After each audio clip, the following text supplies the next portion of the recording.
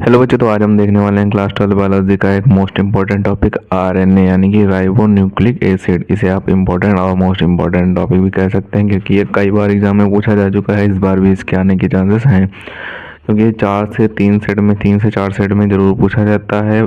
थोड़ा बड़ा क्वेश्चन है तो इसे देख लेते हैं। तो इसमें सबसे पहले तो आपको इस तरीके से एक संरचना बनानी होगी। अगर आप ऊपर संरचना बनाते हैं तो ठीक, आप बीच में संरचना भी बना सकते हैं। थोड़ा लिख कर उसके बीच में संरचना बना कर फिर नीचे लिख देंगे तो भी आपका सही रहेगा। अगर आप ऊपर संरचना बनाते देते हैं हेडिंग डालने के बाद फिर भी आप सही रहेगा। तो ये आरएनए की संरचना है, आप इसे देख सकते हैं।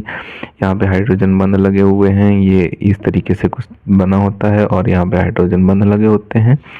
अब देख लेते हैं आरएनए में क्या दिया हुआ है। तो आरएनए में दिया हुआ है कि यह आरएनए न्यूक्लियोटाइड से मिलकर बनी एक 8 रज्जु की संरचना है। यानी कि आरएनए न्यूक्लियोटाइड से मिलकर बनी ये एक 8 रज्जु की संरचना होती है। ये जो संरचना होती है 8 रज्जु की होती है।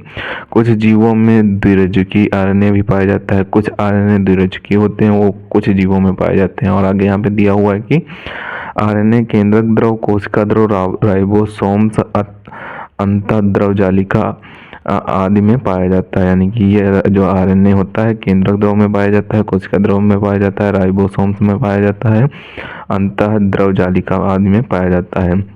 और आगे दिया हुआ है कि आरएनए का निर्माण डीएनए के द्वारा ही होता है। डीएनए के द्वारा ही जो होता है आरएनए का निर्माण होता है। और यहाँ पे आगे दिया हुआ है कि यह एक पॉलीन्यूक्लियोटाइड श्रृंखला से बना होता है। और ये जो आरएनए होता है ये पॉलीन्यूक्लियोटाइड श्रृंखला से ही बना होता है, जिसमें हजारों न्यूक्लियोटाइड पाए जाते हैं। प्रत्येक न्यूक्लियोटाइड 3 अणुओं से मिलकर बना होता है। जिस श्रृंखला में हजारों न्यूक्लियोटाइड पाए जाते हैं और प्रत्येक न्यूक्लियोटाइड 3 अणुओं से मिलकर बना होता है। कौन कौन से 3 अणु होते हैं? राइबोस, पेंटोस, शर्करा होता है, फास्फेट अणु होता है और नाइट्रोजनी क्षार होते हैं। तो इसमें आगे देख लेते हैं। तो नाइट्रोजनी क्षार में एडेनिन, ग्वानिन, साइटोसिन, यूरेसिल होते हैं। जो नाइट्रोजनी क्षार होते हैं इसमें एडेनिन, ग्वानिन, साइटोसिन और यूरेसिल होता है। और आगे क्या दिया हुआ उसे देख लेते हैं। तो आगे यहाँ पे आपको पैराग्राफ बनाकर लिखना है क्योंकि इसमें हेडिंग कम है, तो आप हेडिंग बनाकर ना लिखें, इसी तरीके से पैराग्राफ बनाकर लिखें तो आपको अच्छे नंबर मिल जाएंगे। तो आगे के पैराग्राफ में आपको लिखना है कि आरएनए अणु कुछ स्थान पर अपने ही ऊपर लिपटकर एक लूप बना लेता है। कुछ स्थानों पर यह आरएनए जो होता है वो अपने ऊपर ही लिपटकर एक लूप की तरह बना लेता है, यानी कि कुंडली की तरह बना लेता है। इस लूप में एडेनिन, यूरेसिल तथा साइटोसिन, ग्वानिन से हाइड्रोजन बंध से जुड़ा हो रहता है।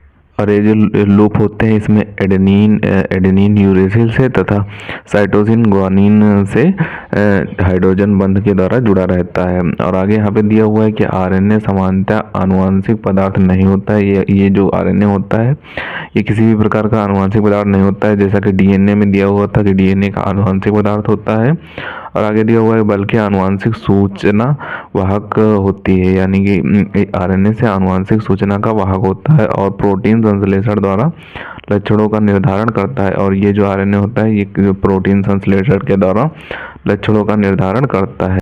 तो यही था आपका आरएनए का क्वेश्चन का आंसर। तो आप एक बार फिगर फिर से देख सकते हैं। आप फिगर का सबसे पहले स्क्रीनशॉट कर लें, उसके बाद हम आपको इस आरएनए के डिफिनीशन जो दी हुई है उसका स्क्रीनशॉट करा देते हैं। तो आप पहले फिगर का स्क्रीनशॉट कर लें।